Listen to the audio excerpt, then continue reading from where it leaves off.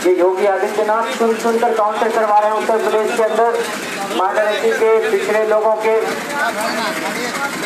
और ये वही वजीर आला हैं, तब शायद नहीं थे, जिसकी सभा में कब्र से निकाल कर महिलाओं के साथ बलात्कार करने जैसी बहुत ही बेहूदगी भरी बातें हो रही थी और तालियां बज रही। ये आदमी है ही नहीं। इंसान होने के लिए जो जरूरी न्यूनतम शर्तें होती हैं उससे भी वंचित लोग हैं ये।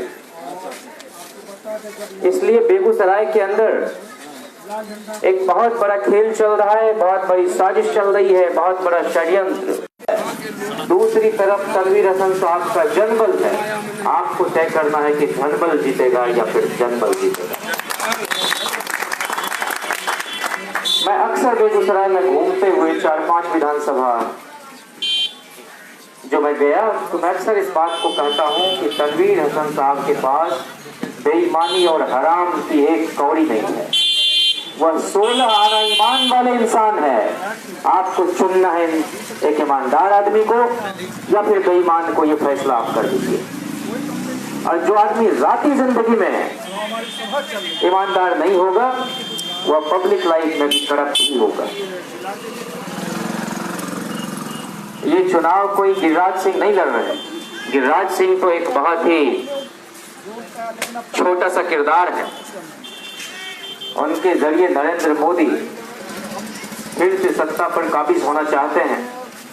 और मैं तो यह कहूं कि लोकतंत्र में हर पार्टी को चुनाव लड़ने का हक है, वो दक्षिणपंथी हो, वामपंथी हो, वो सेंटर की राजनीति करता हो।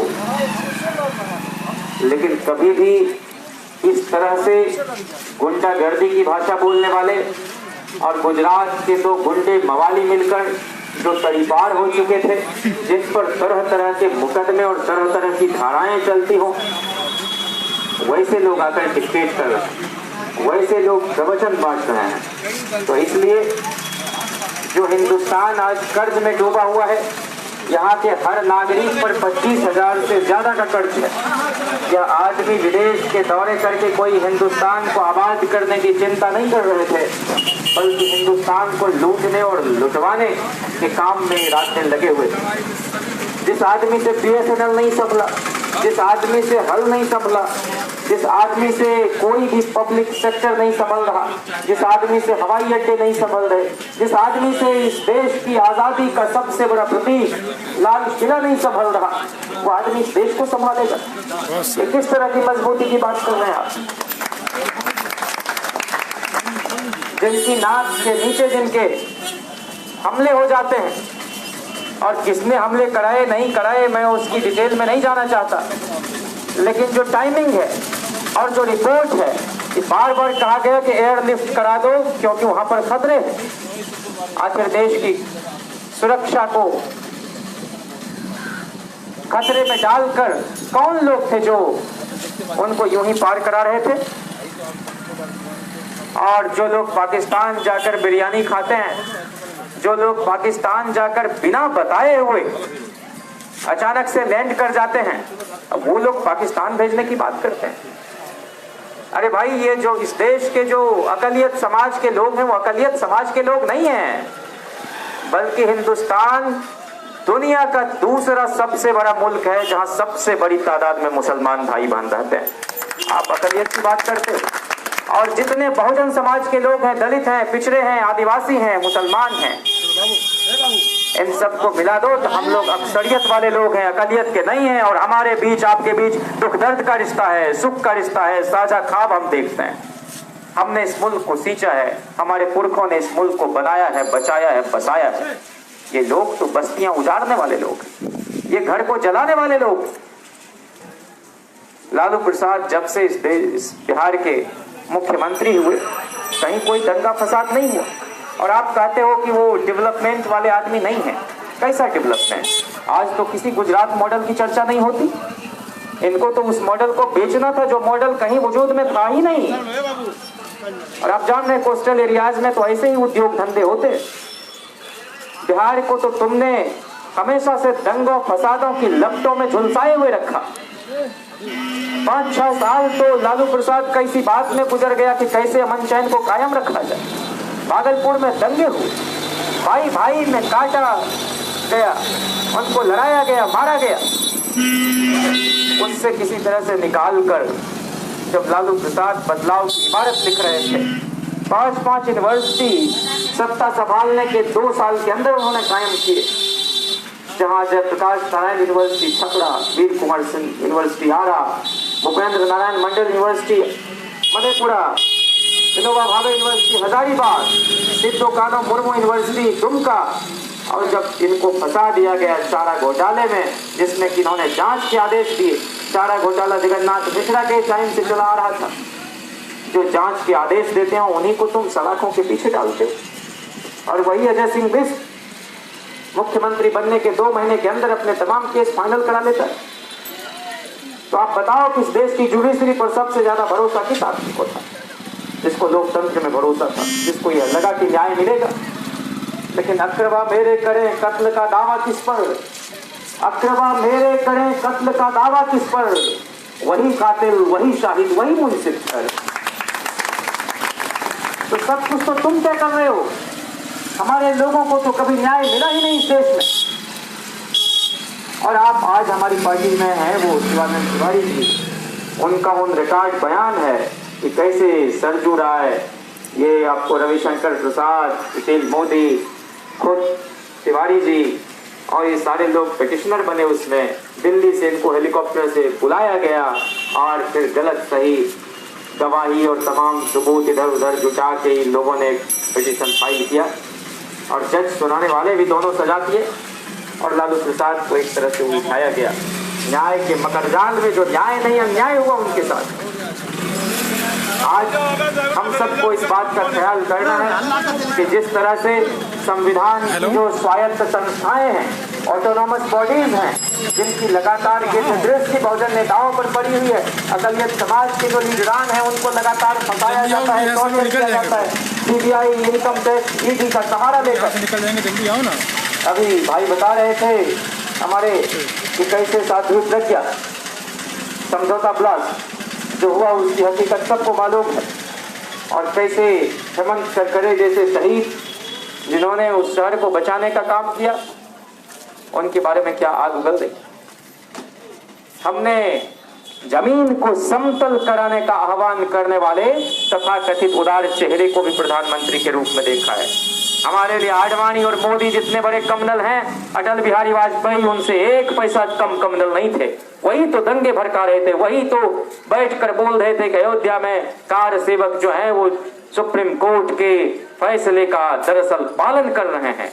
आखिर कीर्तन भजन कैसे होगा, वहां नुकीले नुकीले पत्थर हैं, जमीन को तो समतल करना पड़ेगा।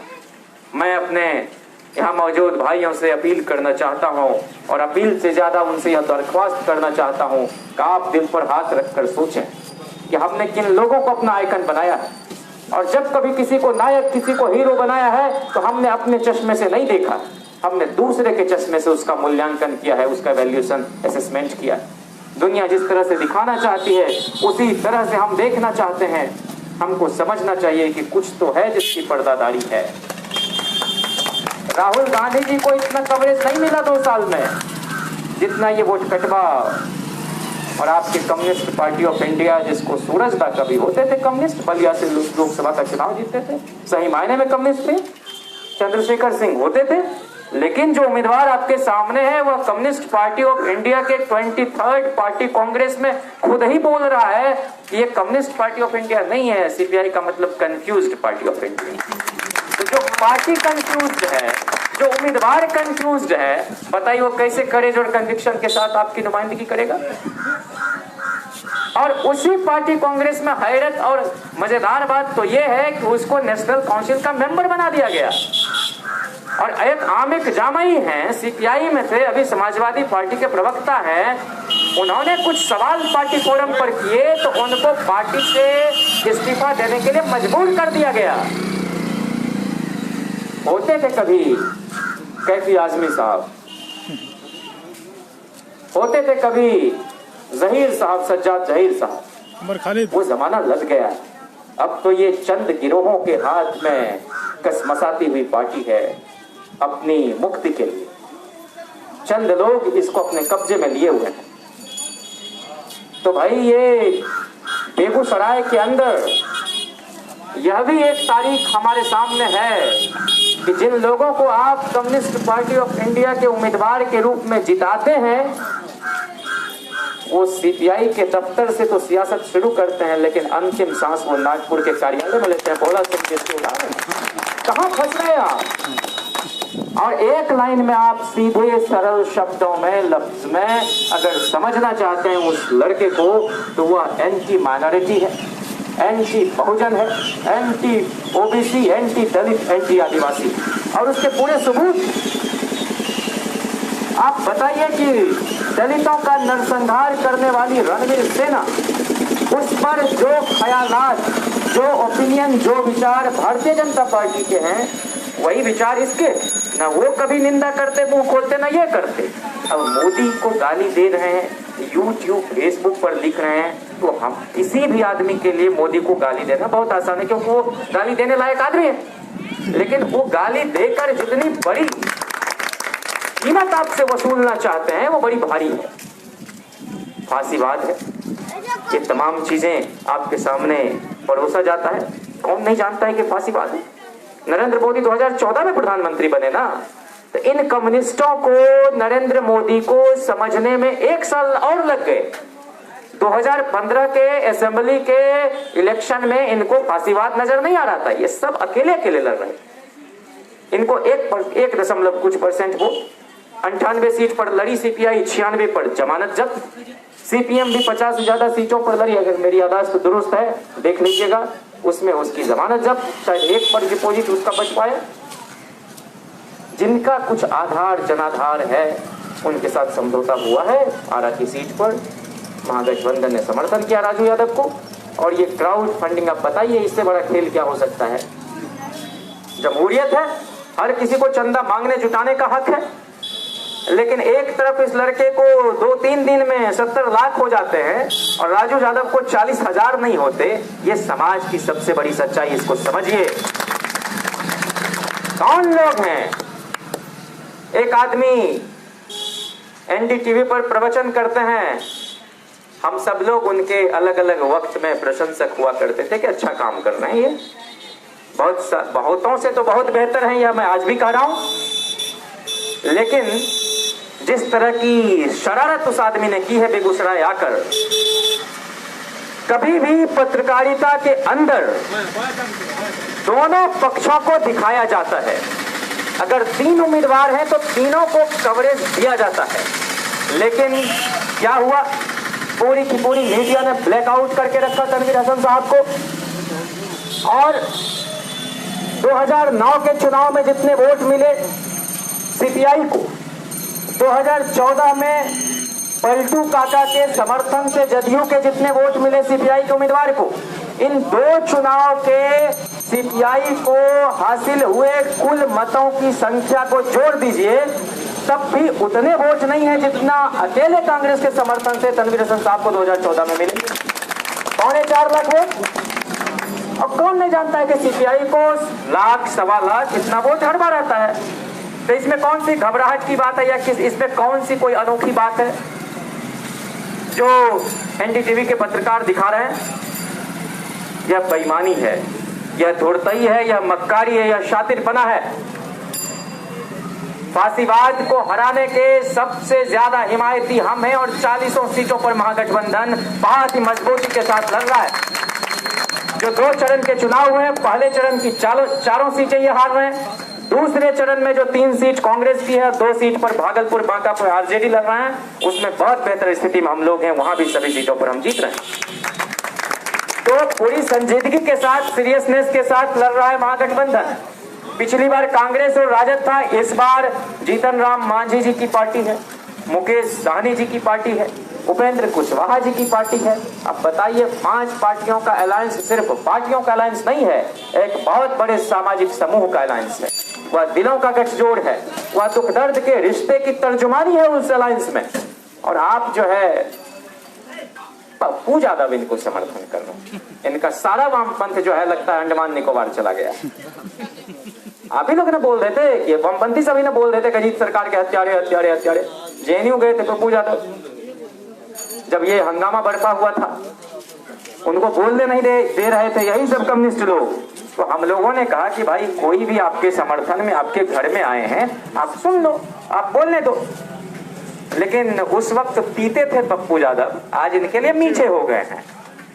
आप जानिए कि आपके यहाँ जो लड़ाई है वो सांपनाथ और नागनाथ से आपकी लड़ाई है, तनवीर हसन साहब की और महागठबंधन। एक मीठा जहर है, एक तीता जहर है, अंतर इतना ही है। एक स्वीट पॉइजन है, उसकी बातें आपको बड़ी अच्छी लगती हैं। वह गाली देता है नरेंद्र मोदी को तो आपको लगता है वाह यही तो हमें सारे समस्याओं से निजात यही आदमी दिलाएगा। वो झूठ बोल रहा था बड़े सलीके से, वो झूठ बोल रहा था बड़े सलीके से, मैं एतबार न करता तो और क्या करता। और एक बार आपने एतबार किया, आपने मतलब बहुत सारे लोगों ने, आपने तो नहीं किया। इस देश की जमहूरियत को बचाने का सारा जिम्मा तो आपने ही ले रखा है। नरेंद्र मोदी की मीठी मीठी बातों में ये लोग आ गए और देश को बर्बादी के कगार पर पहुंचा दिया है। ओबीसी ओबीसी ओबीसी, अरे भाई कैसा ओबीसी? पहले ओबीसी वजीर आजम तो एचडी देवगौड़ा साहब थे और वो भी जनता दल की सरकार थी नेतृत्व वाली। ये कैसा ओबीसी प्रधानमंत्री है? ये कैसे दलित राष्ट्रपति हैं कि रातों रात संविधान में तब्दीली हेर बदल कर रहे हैं और बहुत ही गैर कानूनी और गैर वाजिब तरीके से कर रहे हैं। ये आइन की रूह को कुचल रहे हैं। इसलिए राष्ट्रीय जनता दल इस बात को लेकर बहुत कमिटेड है और पूरा का पूरा महागठबंधन कि मॉब लिंचिंग के खिलाफ बहुत ही सख्त कानून बनाया जाए। कोई भी पहलू खान, कोई भी जुनैद, कोई भी अफराद अपनी नौजवानी को यूं ही उसकी जिंदगी को, उसके परिवार को इस तरह की चीजों में, एक तरह से पूरे परिवार को दुख दर्द में नहीं घसीटा जाए। एक शेर है कि जिस घर में बस एक कमाने वाला हो, जिस घर में बस एक कमाने वाला हो, मर जाए तो घर का घर मर जाता है। और हिंदुस्तान में यही सूरत हाल है। जो लोग दंगाई हैं उसको सम्मानित किया जाता है। जयंत सिन्हा, यशवंत सिन्हा के बेटे, झारखंड में आप देख रहे हैं। जो लोग बलवाई हैं उसको ट्विटर पर फॉलो करते हैं प्रधानमंत्री इस देश, आंसू बहाते हैं, हमको यहाँ फांसी पर लटका दो, हमको गोली मार दो, आरक्षण हम खत्म नहीं होने देंगे, सब खत्म करके रख दिया है। लाखों आदिवासी बेघर हो गए फॉरेस्ट एक्ट में छेड़छाड़ करके। इसलिए राष्ट्रीय जनता दल इस बात को लेकर बहुत ही सीरियस है। जो सज्जन समिति की रिपोर्ट है और जो कम्युनिस्टों के राज्य में आप जाकर देख लीजिए, कम्युनिस्ट रूल्ड स्टेट्स में वहाँ मुसलमानों की क्या हालत है। बंगाल इसका उदाहरण है, बाकी स्टेट्स में देख लीजिए। तो इसलिए गोल मटोल बातों में और झांसों में नहीं आना है। जो भी आपको भूमिहीन लोग हैं, जिनके पास आवाज नहीं है, राजद के घोषणा पत्र में साफ साफ है, और घोषणा पत्र सिर्फ ये रस्मी घोषणा पत्र नहीं है। इस बात को बहुत ही गंभीरता से हमारे नेता ले रहे हैं कि 6 से 10 डिसमिल जमीन देकर उनको आवास मुहैया कराया जाएगा।